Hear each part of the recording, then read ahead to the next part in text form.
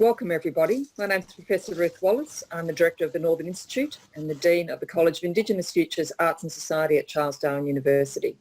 Thank you for joining us here at the Northern Institute for this very special occasion during Reconciliation Week. I'd firstly like to acknowledge the Larrakia people, who are the traditional owners of the custodians of the land that the Darwin part of the Northern Institute sits on, and all of the custodians of the places that everybody is sitting on today and working in. I pay respects to everybody's elders, past, present and emerging, and particularly to all traditional owners who are here with us today. This week we celebrate National Reconciliation Week. The theme for National Reconciliation Week 2020 is In This Together. This is a time for us to reinforce that we all have a role to play in strengthening relationships between Aboriginal and Torres Strait Islander people and non-Indigenous people. Through the Northern Institute's collaborative work with Indigenous communities across the Northern Territory, we continue to live every day our commitment to continuing to strive for a future of respect, equity and understanding. To help us celebrate National Reconciliation Week, the Northern Institute is delighted to have anthropologist Dr. Richard Davis present a very special virtual People, Policy and Place seminar for us today. Dr. Richard Davis is an independent anthropologist living in Darwin. He's held postdoctoral and research fellowships at the Northern Australian Research Unit, which is just next door to CDU through ANU, CDU and IATSIS. He has lectured in anthropology for over a decade at the University of Western Australia, was a senior anthropologist at the Central Land Council for the last 3.5 years. He's edited several books, including Dislocating the Frontier, Essaying the Mystique of the Australian Outback, and Woven Histories, Dancing Lives, Torres Strait Islander Identity, Culture and History. His more recent published work has focused on transformations and regimes of Indigenous knowledge, ethnographic poetry, and a forthcoming ethno-fictive piece exploring the intersection of different forms of possession. Today's presentation is a sneak preview of Dr. Davis's essay, Black Agriculture, White Anger, Arguments over Aboriginal Land Use in Bruce Pascoe's Dark Emu, or to be published in the Borderlands inaugural print edition in July this year.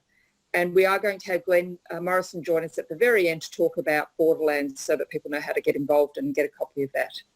Thank you, Richard. I'll hand over to you. Thank you, Ruth. And I would just like to echo the acknowledgement to Larrakia and the custodians of the lands that everybody logging in is in around Australia at the moment. I just want to say a couple of introductory things myself.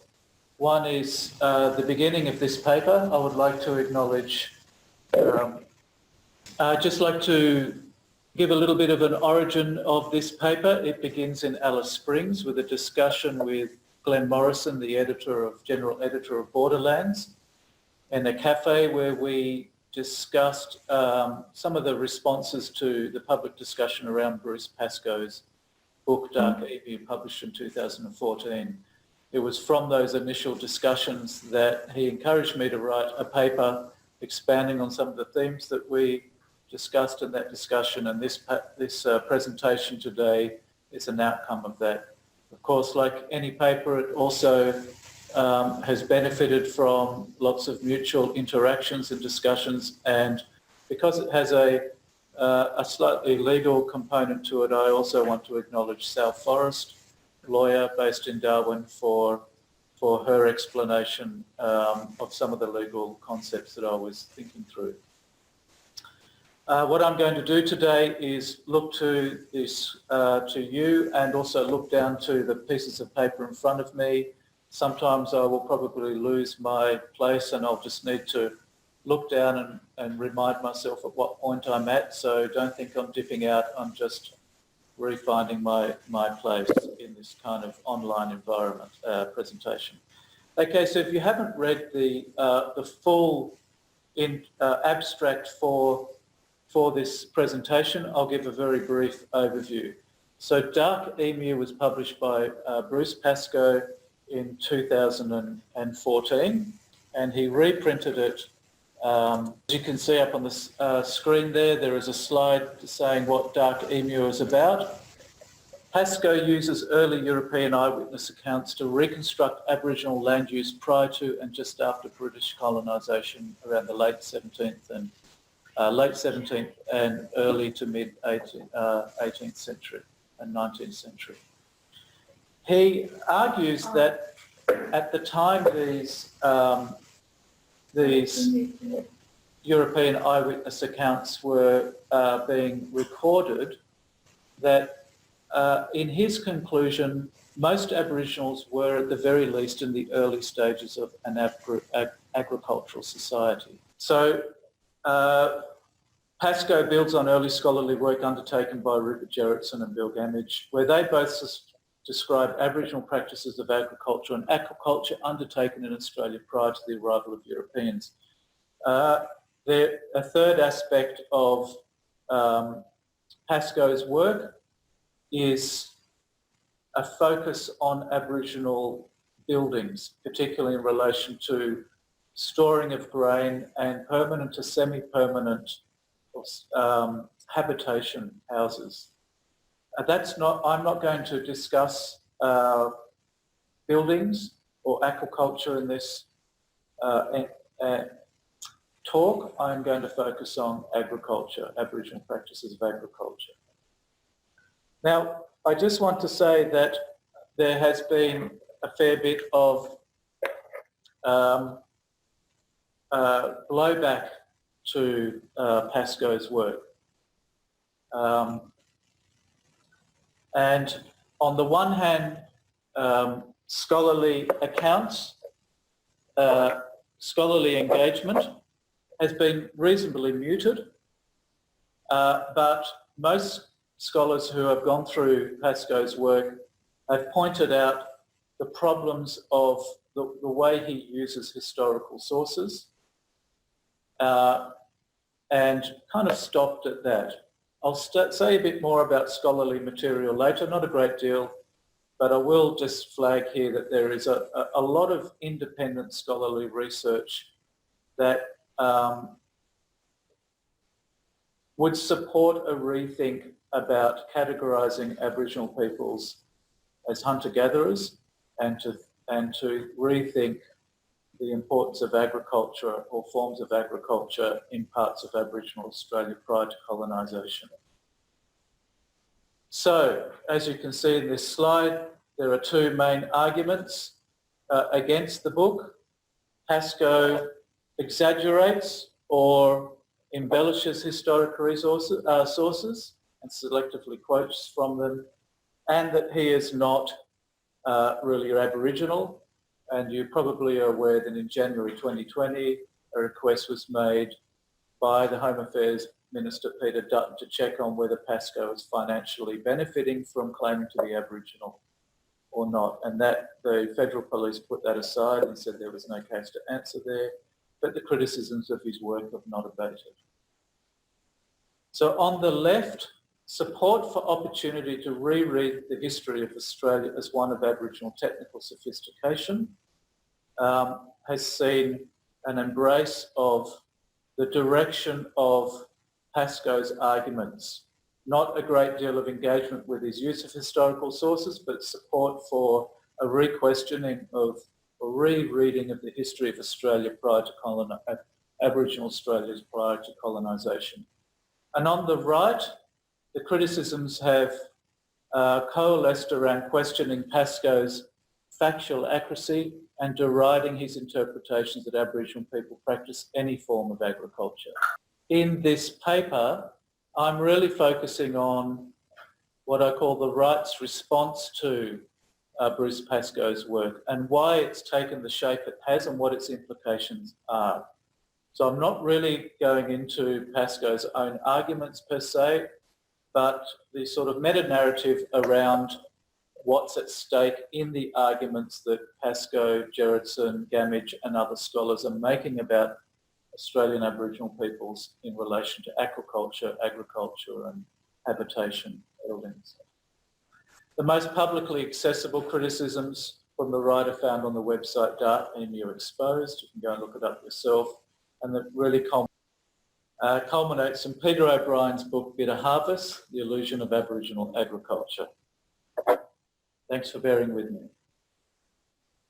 Now, criticism of Pascoe on the left and the right revolves a lot around his use of historical sources, and he's often inaccurate in the way he uses those sources. So he embellishes them at times, he selectively quotes at other times, and this raises the question of how much trust can be put in the arguments that Pascoe makes about Aboriginal land use.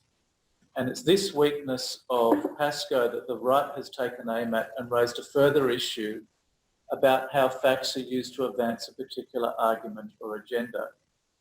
And this debate around Pascoe's work really, in my mind, brings out two very important features, and that is the place of facts in discussing any issues of social or cultural relevance, in particular Aboriginal history on the Australian continent. And later I will discuss the issue of value, why agriculture or hunter-gathering, the relationship of hunter-gathering or agriculture, those classificatory schemas, what relevance they have for understanding the way in which early European settlers claimed the land of Australia as their own and ignored Aboriginal ownership of land. So facts are a particularly important ground of argument, particularly in regards to the right's critique of Dark Emu. So just a brief discussion about facts. Facts, so we're on the same page here, at least the way I understand facts in a broad sense. Facts in the narrower sense are meant to correspond to objective reality. And research makes visible these facts and the confidence we can have in their accuracy and interpretation goes up when further research and study and peer review puts those facts to the test, as it were. New information refines what we know and our interpretation of it, allowing us greater accuracy and understanding and explanation. But facts only make sense in context. And this is the sort of facts make sense in context. This has been the sort of critique of facts and research that has come from that has come from a particular branch of philosophy that has recognised that there are social dimensions to scientific research and factual information. So the veracity of facts in this kind of take on understanding knowledge depends on the strength of the institutions and practices that produce them and make them intelligible. In the present moment, we know that there's a great deal of tremulity or kind of questioning about facts. And this comes from the complex, intense discussion of current affairs and the sheer extent of internet material, which means that people who want to engage in any particular issue struggle to find an authoritative voice on a particular issue, and it just looks like a mess of competing opinions. And this is exacerbated by national and international institutions failing to provide protection against the effects of rapid technological change and growing inequality.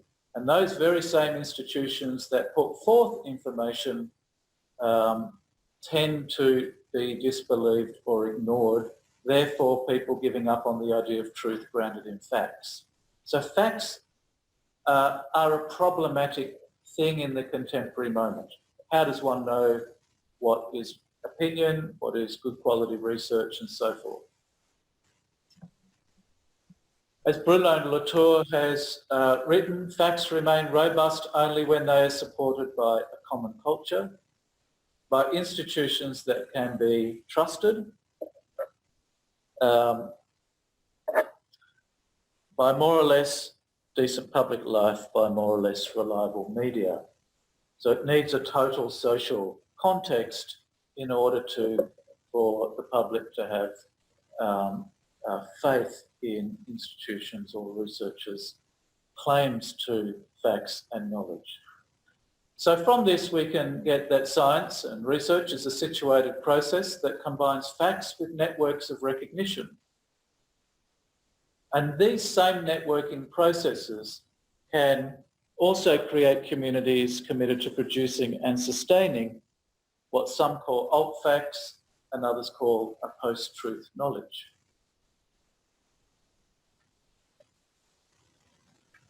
Now this discussion about facts, truth and trust has relevance when considering attacks from the right on Pascoe's work, because in my opinion, it's the broader idea of facts as reinforced by researchers, research communities of recognition, healthy public life and institutional support that is under attack. Just to give an example of how this is played out on the website Dark Emu Exposed. If you go to that website, you'll see many examples of criticisms in the following vein. In 1974, the anthropologist Norman Tyndale creates a map of traditional brain areas that stretch across the continent. In 2015, a Commonwealth agency, the Rural Industries Research and Development Corporation, reproduced this map on the potential for the commercial exploitation for native grasses. In my background research for this, I have witnessed a video where Bruce Pascoe gives a public talk and he says he comes across this 2015 discussion paper. So clearly he's alerted to Tyndale's map through that and he uses that as an important part of his claim that across the continent from east to west largely, from the middle of Western Australia across the South Australia and Northern Territory into parts of Queensland and northern New South Wales, there are grain gathering and harvesting and areas that Aboriginal peoples are using prior to colonisation. Now Pascoe expands Tyndale's area and poorly explains why he does so. Their justification is there in his work, Pascoe's book, but it's actually quite hard to make sense of. So he expands it, he gives some references, but he doesn't really make clear what the relationship between the references and the expanded area is. And Dark Emu Exposed says that Pascoe basically makes up the expanded area in order to make an argument that Aboriginal people were involved in large-scale farming and gathering of grains across Australia. Pascoe's at fault here. He's careless in explaining the expansion, but Dark Emu Exposed are also lazy in not checking his sources. They could do so. I went and did it, and you can see what Pascoe's doing. He's more of a storyteller than a scholar, so he's not doing that kind of firm scholarly practice of explaining his sources and the way he comes to interpretations and conclusions. Not only that, many critics are prepared to put their name to the evaluation of Dark Emu. However, Dark Emu Exposed criticisms of Pascoe are entirely anonymously authored. And this is explained as academic and government employee contributors seeking protection from criticism of other progressive academics. And it literally says that in the published version of this paper that will come out in Borderlands in July, you'll get the reference for that so you can follow that through yourself. I'm just marking off where I'm at in my PowerPoint presentations. And what the editor of Dark Emu Exposed, Roger Karge, says is that it is seeking to set up values of intellectual honesty and academic freedom, but it doesn't put names to those people who authored the articles on Dark Emu Exposed. So it's a kind of strange abrogation of academic freedom and intellectual honesty.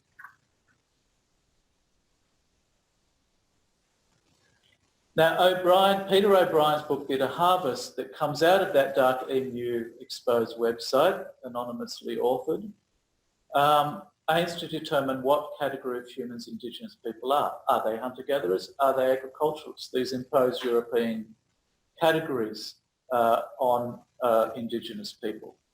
And Bitter Harvest largely repeats the claims of Dark Emu exposed in an expanded form. Now, I want to go here a little bit to Quadrant Books and Quadrant the magazine in relation to facts in terms of Dark Emu, and a bit later in regards to climate change.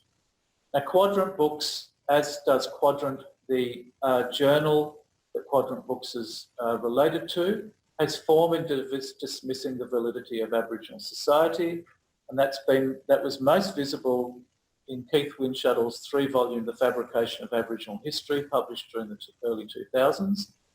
And on the Quadrant website, there are several articles, that critique particularly the 1997 Bringing Them Home report, and later critiques of Australian historians' description of violence between Aboriginal peoples and settlers. As a whole, this has the effect of dismissing the validity of Aboriginal society in various ways.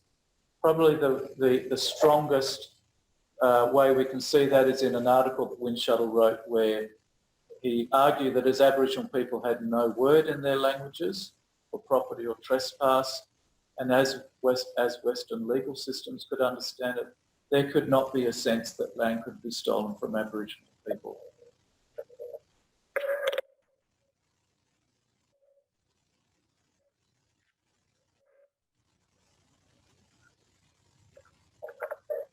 In such an account of Indigenous dispossession, Aboriginal people are the outsiders, intruding upon colonist settlement of the country. I think this is a really important point to grasp.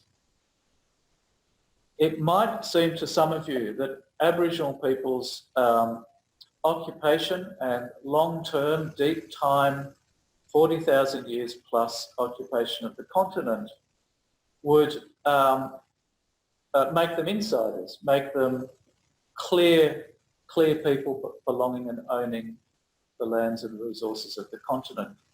But in these sorts of conservative right-wing discussions of Aboriginal people, they're the outsiders who intrude upon colonist settlement of the country.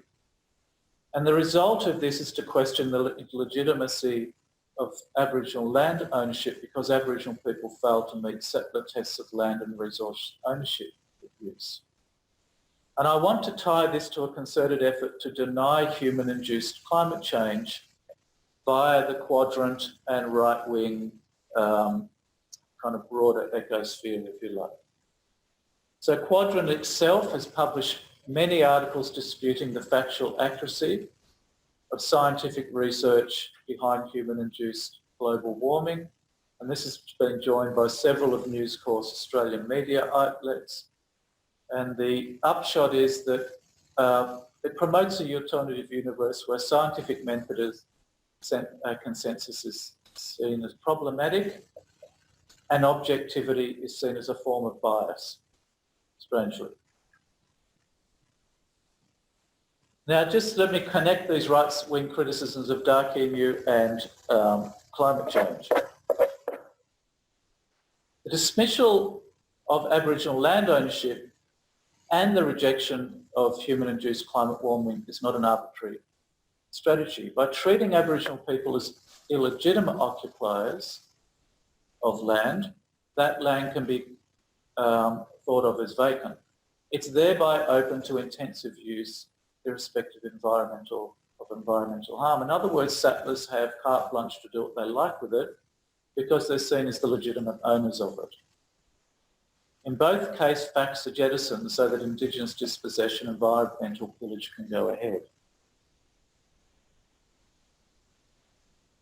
Okay, so just moving on from the topic of facts, and I'm gradually moving in now to the topic of value. So Pascoe asks why Aboriginal ways of living did not develop into full-blown scientific and agricultural development. And in order to understand that question of his, we need to know that the roots of it are in an evolutionary understanding of human development, a staged model of societal development. It's an old idea and one that's had terrible consequences for Australia's Indigenous peoples. It's long been held that the entire Indigenous population of Australia maintained a hunter-gatherer adaptation to the continent, sometimes called foraging, but prior to European colonisation. And for the past 2 centuries, Europeans have used the idea to characterise themselves as sophisticated agriculturalists, thereby entitled to take the lands of those they saw as simple Aboriginal nomads.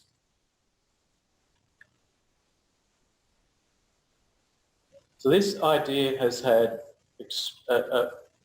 practical, terrible dispossessive consequences.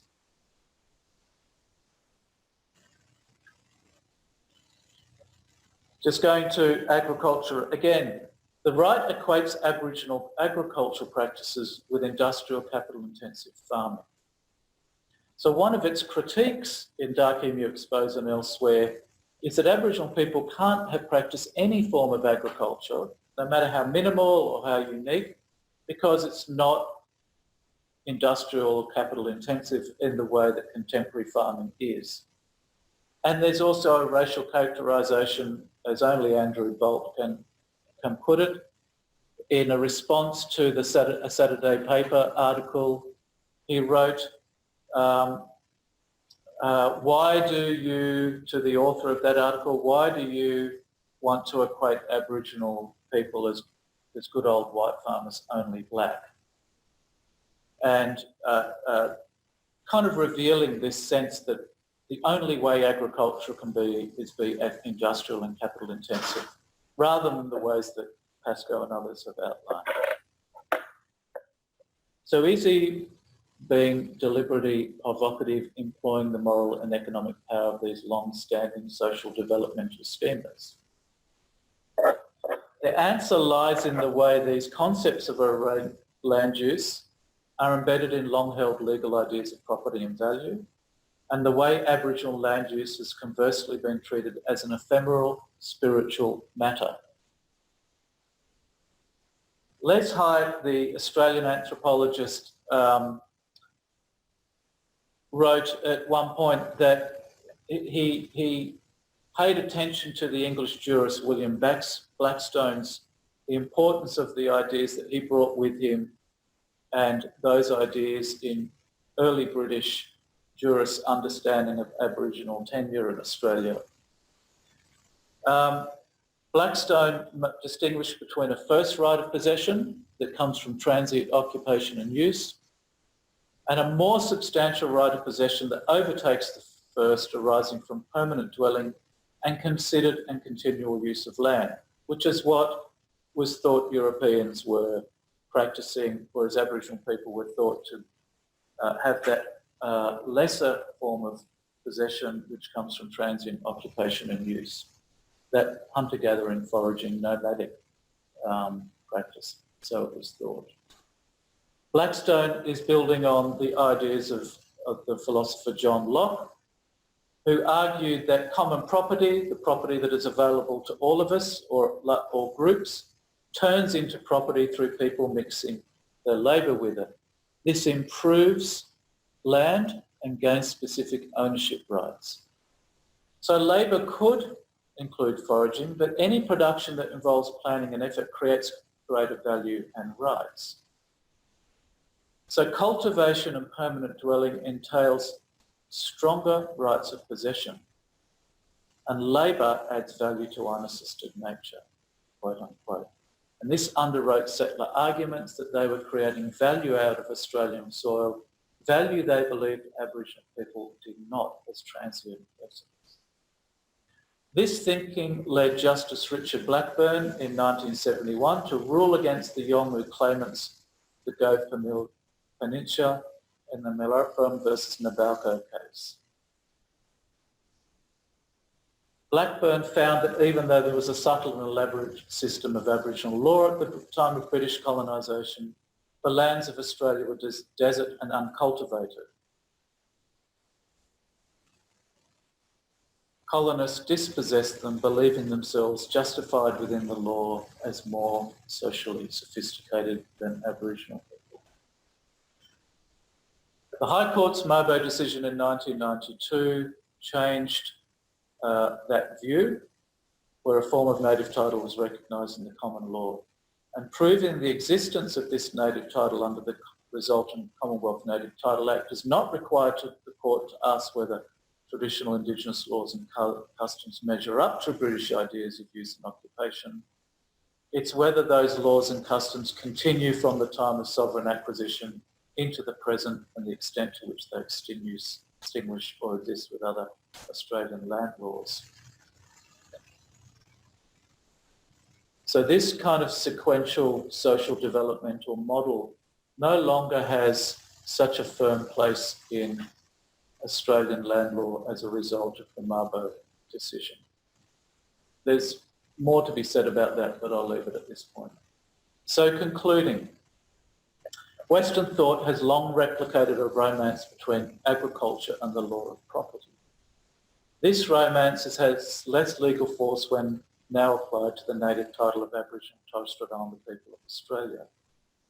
The cultural potency of this relationship, though, provokes a fury that Indigenous people practice any form of agriculture, any form of land modification to intensify access to resources, and any form of habitation beyond small numbers of provisional dwellings.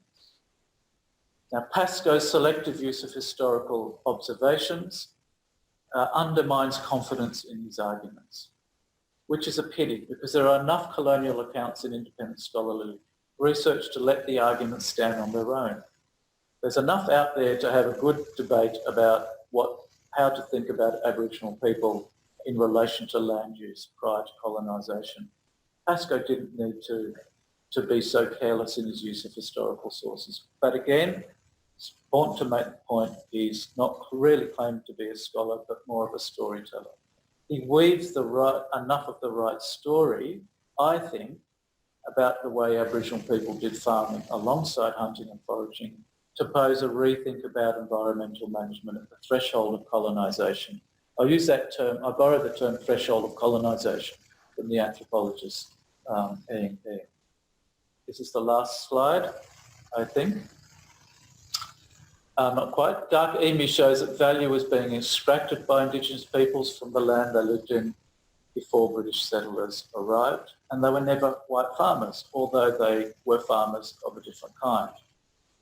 Transience in cultivation no longer has legal validity in recognising Indigenous property ownership. So why does the right hold on to this way of understanding Indigenous relationships to land? Because they believe that complex societies, such as settler society, dominate others as they regard as socially simplistic.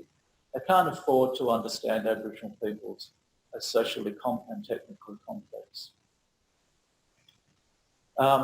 And this is why I think Dark Emu has evoked such rage amongst the right in Australia. And that's the end of my talk.